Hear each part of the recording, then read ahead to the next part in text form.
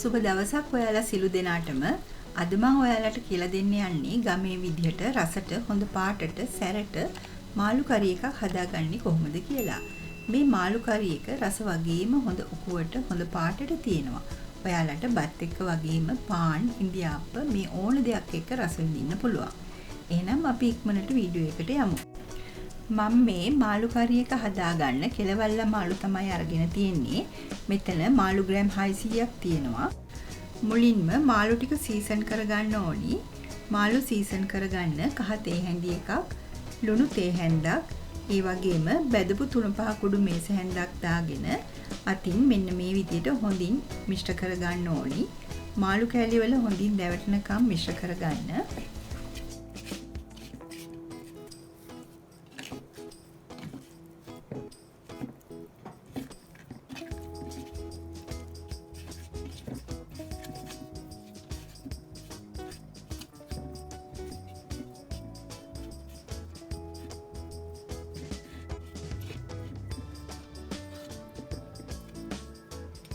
දැන් පොල් තෙල් මේස හැන්දකුත් දාගෙන හොඳින් මිශ්‍ර කරලා විනාඩි 30ක් සීසන් වෙන්න තියාගන්න.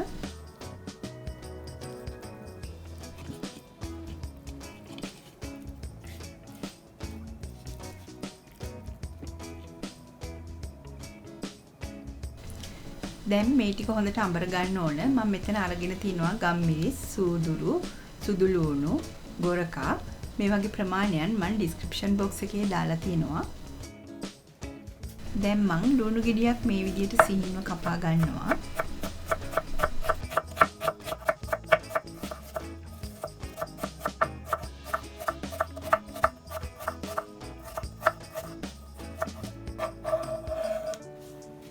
ඒ වගේම තක්කාලි ගෙඩි දෙකකුත් මම කුඩාවට කපා ගන්නවා.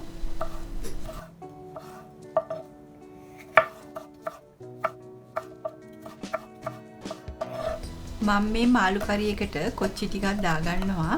ඔයාලට කොච්චි තියෙනවා නම් දාගන්න. එහෙම නැත්නම් අමුවිරිස් උනත් හොඳයි. කොච්චි දාගත්තම මේ මාළු කරි එක ගොඩාක් රසයි. ඒ වගේම අපි කරපිංචට එක්කත් ලෑස්ති කරගමු. දැන් අපි මාළු කරි එක හදාගමු. මුලින්ම මම තෙල් මේස හැන්දක් දාගන්නවා. තෙල් රත් වෙනකොට එනසල් කීපයක්, උළුහල් තේ හැඳි භාගයක්, කුරුඳු කැබැල්ලක්, අබ තේ හැඳි භාගයක්, කරපිංච අහුරක් දාගෙන මේ ටික හොඳින් ටෙම්පරාදු කරගන්නවා.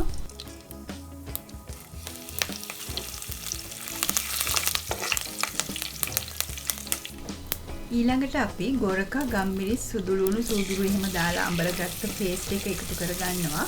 මේ ටික හොඳට තෙලේ ටෙම්පරාදු කරගන්න ඕන. මේ වෙලාවේ හොඳ සුවඳක් එනවා. ඊළඟට මම මිරිස් කුඩු මේස හැඳි දෙකක් දාගන්නවා. බැදපු 3-5 කුඩු මේස හැන්දකුත් දාගන්නවා. ඔයාලගේ රස අනුව මිරිස් කුඩු අඩු වැඩි කරගන්න. දැන් මේ ටික හොඳට මිශ්‍ර කරගන්න ඕනේ.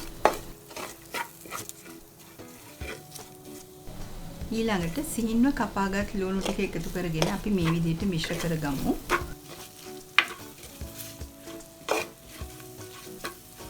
මේ වෙලාවේ මම තක්කාලි ටිකක් දාගන්නවා. දැන් හොඳින් මිශ්‍ර කරගෙන ඊළඟට කොච්චිමිරිස් ටිකක් එකතු කරගන්නවා. මේ ඔක්කොම හොඳින් තෙල් වල විනාඩියක් විතර ටෙම්පරාදු කරගන්න ඕනි. දැන් මම වතුර කෝප්ප 2මාරකුත් දාගෙන හොඳින් මිශ්‍ර කරගන්නවා.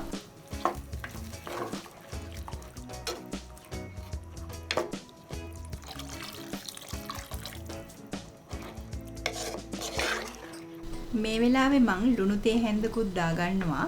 ඔයාලගේ රස අනුව ලුණු එකතු කරගන්න. අපි දැන් ග්‍රේවි එක උකු වෙනකල් පියනින් වහලා විනාඩි 2-3ක් විතර උයාගමු. මේ වෙලාවේ ගින්දර ටිකක් වැඩි කරගන්න. දැන් ඔයාලට පේනවනේ හොද්ද හොඳට උතුරනවා. දැන් තමයි සීසන් කරගත්ත මාළු ටික දාගන්න ඕනි වෙලාව. මම දැන් මාළු ටික එකතු කරගන්නවා. දැන් ලිපේ ගින්දර අඩු කරලා විනාඩි 15ක් විතර උයාගමු.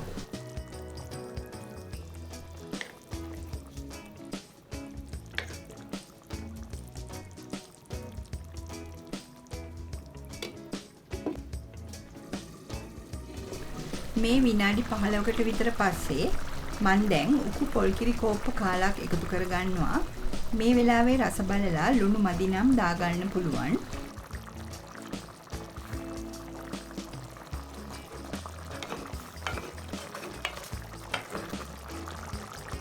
දැන් පියනෙන් වහලා විනාඩි 5-6ක් පියා ගන්න. මේ විනාඩි 6කට පස්සේ මං අලුත් කරපිංචා ටිකක් දාගන්නවා. මේ වෙලාවේ ලිපේ ගින්දර නිවලා තවත් විනාඩි 10ක් විතර තියාගන්න.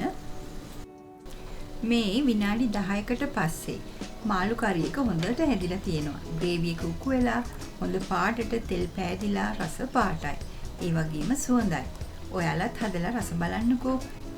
ඉතින් මගේ මේ වීඩියෝ එකට කැමති නම් ලයික් කරලා, ෂෙයා කරලා ඔයාගේ වටිනා අදහස් පහලින් දක්වන්න. ඒ වගේම මම සබ්ස්ක්‍රයිබ් කරලා නැත්නම් සබ්ස්ක්‍රයිබ් කරන්න අමතක කරන්නත් එපා. නැවතත් මම මෙවැනිම රසවත් වීඩියෝ එකක් අරගෙන ඔයාලව හමු වෙන්නම්. මගේ මේ වීඩියෝ නරඹපු ඔයාලා සියලු දෙනාටම බොහොම ස්තුතියි.